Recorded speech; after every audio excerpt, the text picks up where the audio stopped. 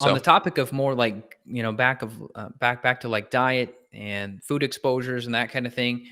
I know you and I both sell professional enzymes that we use clinically with people. So I think that'd be a good strategy if you do feel like for some reason you're off the rails or maybe you're not dialed back in yet. I do recommend like a broad spectrum enzyme just because you can start to break down dairy and gluten molecules using enzymes. So I'm not telling you to eat those things, but people got to live and people are not always going to be dialed in. So I think a good broad spectrum enzyme would be a smart thing to do. And then first of 100%. first thing of the year that I know you would recommend as well as me is I would get some labs done. I would look at your stool. I would look at your urine and start your year with some data so that you're not coming into the year blindly. You're coming into the year with some information about your mitochondria. How are they performing? What do your neurotransmitters look like? How's your dopamine and serotonin levels? What about your nutrients? How's your vitamin C? How's your B vitamins? What's your glutathione status? Do you have bacterial overgrowth? Do you have candida? Do you have parasites? Do you have gut inflammation? Do you have gluten antibodies and your immune system is pissed off right now? I think it'd be a great strategy to start off the year with getting data. So if you need help clinically, you can reach out to us. We can run these labs on you. We send them to your home. You do an at-home stool and at-home urine. We've done this literally thousands of times. You can get over 100 pieces of data just with one stool and one urine sample. So I'd highly recommend that. I think that's the best thing you can do. I think it's great to get all the foundational pieces in order, but when you really want to tease things apart and figure out what you're up against, you've got to test, not guess. And so if you go buy some random energy supplement or some random fat burning supplement or some random, pre-workout formula, you don't really know what you're doing. 100%.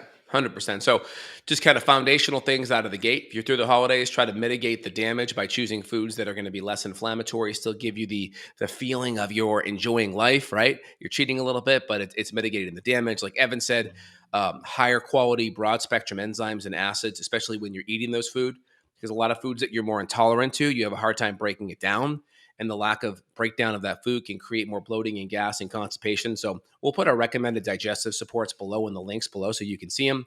We have different HCl enzymes and bile support products. And then we have different binders or detoxification support with glutathione or sulfur aminos down below. Also, the immune support I'm using right now, just to give you kind of top 5 things I'm taking right now. Of course, vitamin D, of course, N-acetylcysteine, really important. Vitamin C, quercetin, and I would say reishi mushroom is an excellent thing. These are all things that I'm doing right now. Of course, a couple other things that I'm doing preventatively are going to be sinus flushes, where I rotate between either a sinus flush with saline, between iodine, silver, and hydrogen peroxide, all diluted.